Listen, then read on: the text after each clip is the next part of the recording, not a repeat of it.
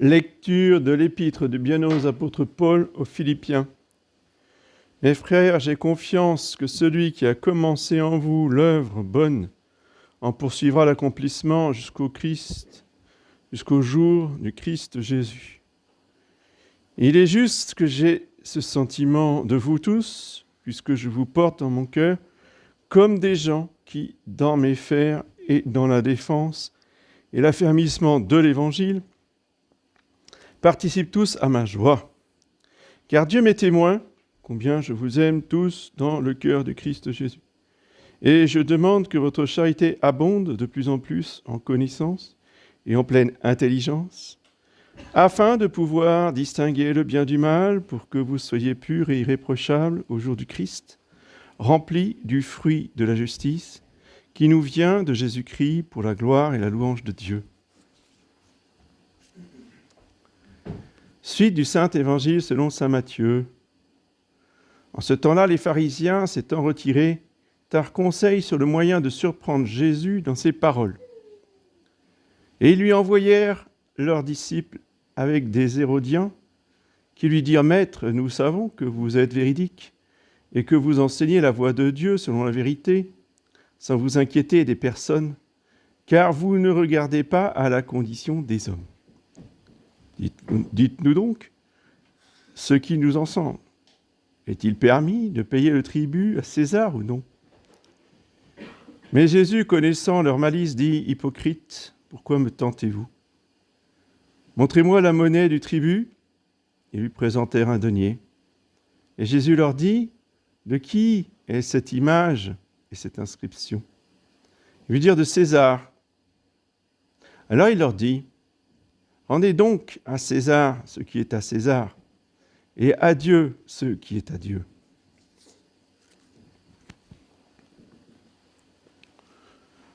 Voici les annonces de la semaine. Donc aujourd'hui, 22e dimanche après la Pentecôte, mémoire de Saint Raphaël. Lundi 25, Saint Chrysanthe et Darius, martyr. Mardi 26, Saint Évariste. Mercredi 27, Vigile des saints apôtres Simon et Jude. Jeudi 28, Saint Simon et Jude. Vendredi 29 de la Férie. Samedi 30, Vigile de la Toussaint. Pour ceux qui n'ont pas l'habitude, la Vigile de la Toussaint, c'est le dimanche. Et quand la vigile d'une grande fête comme la Toussaint tombe un dimanche, eh bien, nous anticipons, c'est-à-dire que nous reculons la vigile d'un jour, et donc nous fêtons la vigile de la Toussaint le samedi, puisque le dimanche, c'est la fête du Christ roi, dimanche prochain.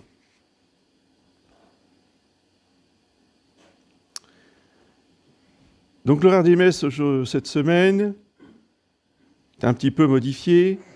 Donc lundi 9h, mercredi, jeudi 9h, vendredi, samedi 11h, et dimanche prochain 9h à 10h30 comme d'habitude. Donc pas de messe mardi, parce que je dois me rendre à Nantes auprès de ma sœur qui est décédée hier après-midi. Donc merci de prier pour le repos de son âme.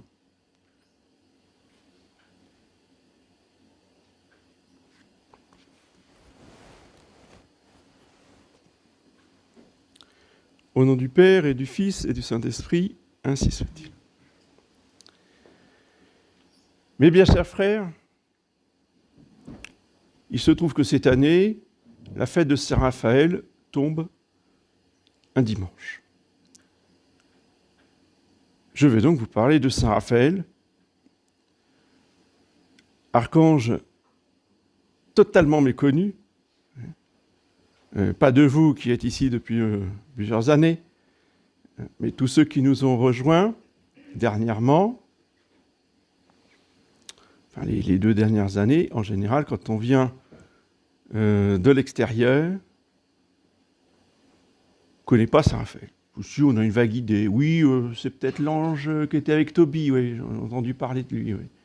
Mais on ne connaît pas. On ne sait pas qui il est, ce qu'il fait, quelle est l'importance de cet archange, de ce séraphin, dans la vie spirituelle. Il est aussi important que Saint Michel. Et Saint Raphaël, c'est pas Saint Michel. Saint Michel, c'est pas la Sainte Vierge. L'exorcisme, c'est pas le chapelet. Oh, mais c'est pareil, vous savez, moi je me dis, non, vous dites votre chapelet, c'est très bien, mais ça, c'est pas la même chose. Ça n'a pas la même finalité. Eh bien, pour Saint Raphaël, c'est pareil. Ah, mais vous savez, moi, les anges, je prie les anges, je prie mon ange gardien, ça suffit. Non, c'est pas pareil. Si Dieu, il a créé Saint Raphaël, c'est pour une raison précise.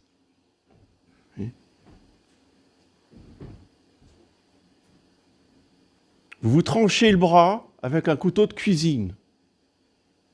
Vous appelez pas la gendarmerie. Parce que les gendarmes vont dire, je suis désolé madame, je suis désolé monsieur, mais nous, on ne fait pas ça. Vous appelez le 18. C'est les pompiers qui doivent venir. C'est pas nous. Pas compliqué à comprendre. Saint-Michel, c'est la gendarmerie. D'accord ? Donc Saint-Michel, il vient casser la figure au démon, le menotter, l'emmener, à bout d'une chaîne, terminé. Vous voyez ? Et vous, il ne s'occupe pas de vous. Saint-Michel n'est pas là pour s'occuper de vous. Saint-Michel est là pour s'occuper du démon. C'est celui qui doit s'occuper de vous, c'est Saint Raphaël, dont le nom veut dire « médecin de Dieu ». Ah voilà, ça c'est les pompiers. Vous voyez ? C'est lui qui va venir vous soigner, c'est lui qui va venir vous faire des pansements, il va soigner les bobos. Mais Saint Raphaël, il faut le prier, le connaître, l'aimer. Parce que dans la vie spirituelle, il joue un rôle absolument essentiel.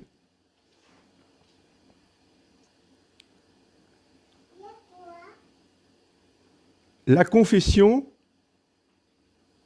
détruit les péchés. D'accord. Mais la confession n'a pas pour effet premier de guérir toutes les blessures de l'âme. Après le péché, il y a toujours la blessure. Après le péché, il y a toujours les problèmes psychologiques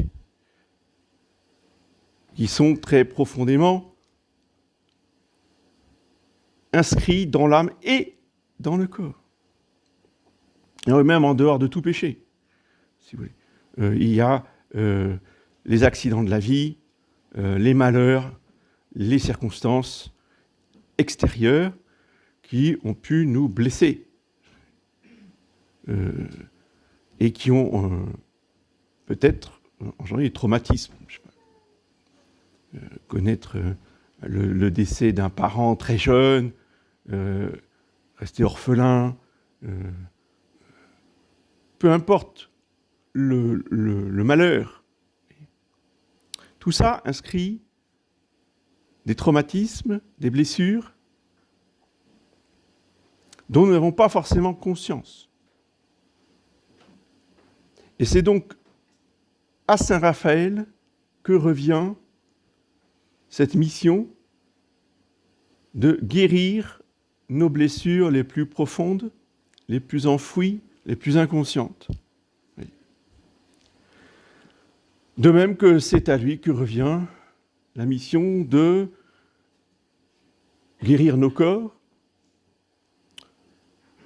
pas forcément directement, ça s'appelle un miracle, qu'il peut faire aussi, mais il peut, et il le fait quand on lui demande, nous mettre sur la voie du bon médecin, du bon thérapeute, du bon traitement, des bons médicaments. C'est pourquoi Saint Raphaël est le patron des médecins et des infirmières. Parce que, de tout temps, on a prié le médecin de Dieu pour éclairer tous les médecins et tous les soignants qui interviennent, vous voyez, les infirmiers et toutes les professions liées à la médecine. Parce que c'est comme dans toute profession, il y a des bons, il y a des mauvais. Donc Saint Raphaël nous guide vers les bons. Vous voyez ? Pas dire ils sont tous mauvais. Les médecins sont là pour nous tuer. Ça, j'ai entendu ça aussi. Non. Parce qu'à ce moment-là, dans toutes les professions, y compris dans le sacerdoce, on va dire, elles sont tous mauvais, parce qu'il y a des brebis galeuses. Non. L'important, c'est de prier Saint Raphaël pour être guidé vers les bons thérapeutes naturels et surnaturels. Saint Raphaël est un séraphin, tout comme Saint Michel. Il fait partie des 7 anges qui se tiennent devant le trône de Dieu. C'est lui-même qui le dit à Tobie. Donc on n'invente pas, c'est une certitude de foi, c'est révélé. C'est lui-même qui le révèle à Tobie. Donc s'il est un des 7 qui se tient devant le trône de Dieu, ça veut dire que c'est un séraphin. D'ailleurs, n'hésitez pas à lire de temps en temps la prière que nous mettons à votre disposition en l'honneur des 7 séraphins, oui, qui sont représentés ici par les 7 lampes du Saint-Sacrement. Et comme il est un séraphin, c'est l'ange, si vous voulez, qui est le plus près de Dieu, qui est le plus haut dans la hiérarchie des anges, et dans le premier chœur, il y a 9 chœurs des anges. C'est donc un séraphin qui brûle d'amour, voyez, et justement, il vient guérir et cautériser, je dirais, les blessures, parce que il nous imprime le feu de l'amour divin. Et il nous soigne par ce feu de l'amour divin, de la charité. C'est l'ange, si vous voulez, de la miséricorde divine. C'est l'ange de la compassion. Et celui qui soigne le Samaritain qui s'arrête pour soigner, voyez, l'homme qui est à demi-mort sur le bord de la route, bien sûr que c'est notre Seigneur Jésus-Christ, premièrement. Mais notre Seigneur se fait une gloire de ne pas agir comme Dieu par lui-même, directement. De temps en temps, il le fait. Mais la plupart du temps, il envoie Saint Raphaël. Et c'est Saint Raphaël qui vient chercher l'homme qui a été détroussé et blessé par les bandits. Saint Raphaël, c'est l'ange des brebis perdues. C'est l'ange, justement, de ceux qui n'ont plus d'espérance, qui n'ont plus d'espoir, qui sont enfoncés dans leur misère, dans leurs plaies, dans leurs blessures, dans leurs péchés. C'est lui qui vient guérir et ramener, voyez, sur ses épaules pour soigner à l'hôpital ceux qui sont blessés. C'est vraiment l'archange dont nous avons besoin tous aujourd'hui. Et même si on le connaît très peu, au moins il faut le prier. Il faut le supplier d'intervenir, de nous aider, de nous guérir. C'est aussi l'ange de la joie, parce que se tenant devant le trône de Dieu, vous voyez, Saint Raphaël, évidemment, est rempli de la joie surnaturelle.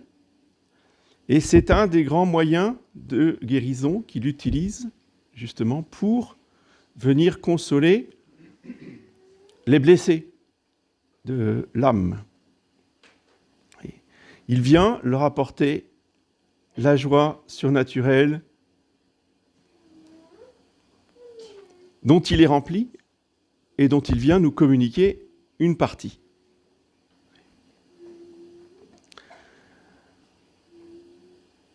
C'est l'ange aussi du mariage, évidemment, puisque il nous est révélé dans la Bible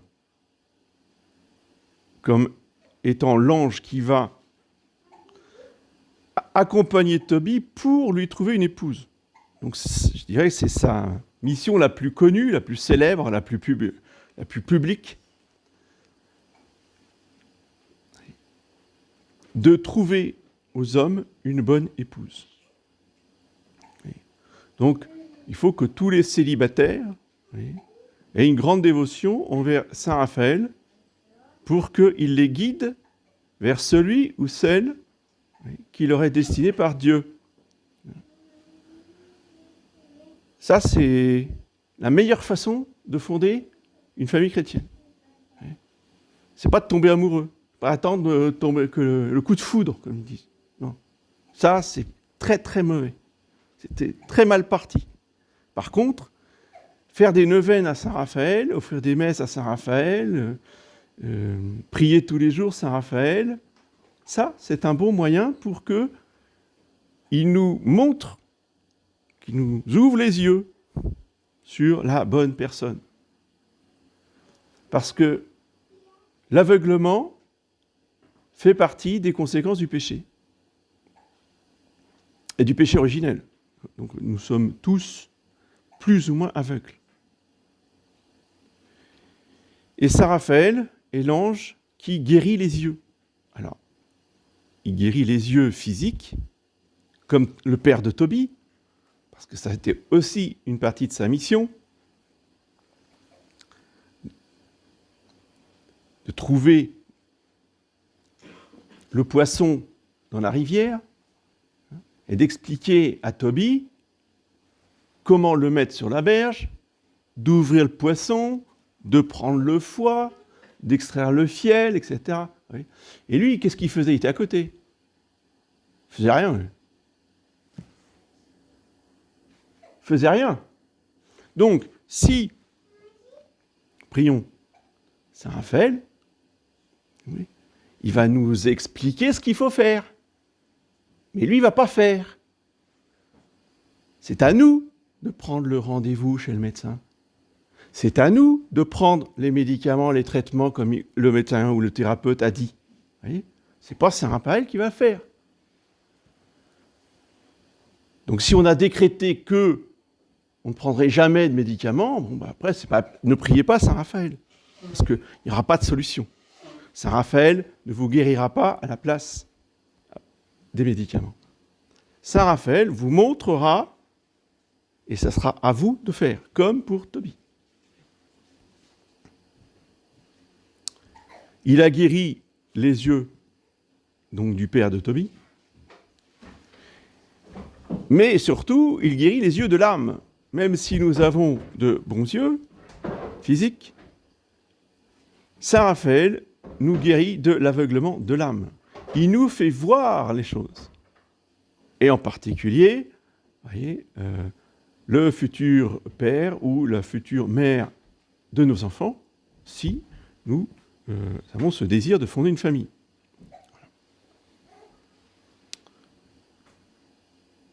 Donc vous voyez que son rôle est absolument capital pour réussir sa vie chrétienne. S'il y a tant de malheurs dans les familles, c'est précisément qu'on ne prie pas, on ne connaît pas et on ne prie pas Saint Raphaël. Donc si nous voulons, comme c'est le but ici, dans cette chapelle, reconstruire des familles chrétiennes solides, eh bien, nous devons absolument avoir une grande dévotion envers cet archange, Saint Raphaël.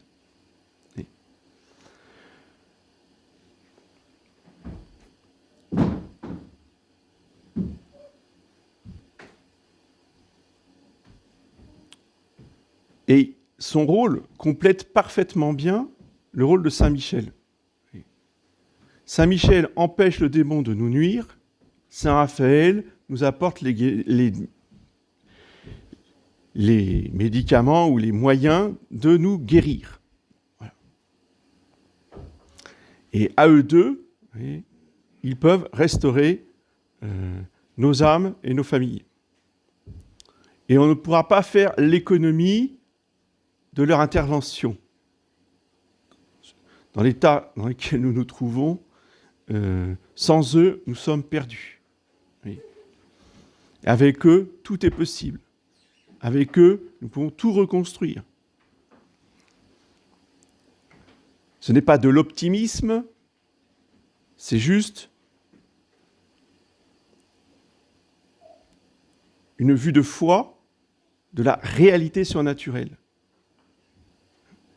Et je vous le transmets pour que vous le mettiez en pratique. Il y aurait beaucoup d'autres choses à dire sur Saint Raphaël, mais je vous laisse le découvrir en vous procurant le livre d'un certain Marc Lorient, qui s'appelle Le Sceau de l'Ange, aux éditions bénédictines. Je mettrai d'ailleurs le lien dans les messages ou sous la vidéo, pour que tout le monde puisse le commander. Il y a 2 livres qu'il faut absolument lire sur les anges. L'abbé Boudon, La dévotion aux saints anges, et Marc Lorient, Le Sceau de l'Ange. Alors le Sceau de l'Ange, c'est un jeu de mots, hein. C'est pas le Sceau S-A-U-T, c'est le Sceau S-C-E-A-U. Et une fois que vous aurez lu ces 2 livres, vous aurez une toute autre vision de la vie chrétienne et de la vie spirituelle. Donc, prions bien ce matin, Saint Raphaël, d'enflammer nos cœurs de charité, puisque c'est le séraphin de l'amour miséricordieux, afin de justement guérir nos âmes. C'est la charité, dit saint Paul, qui couvre beaucoup de péchés.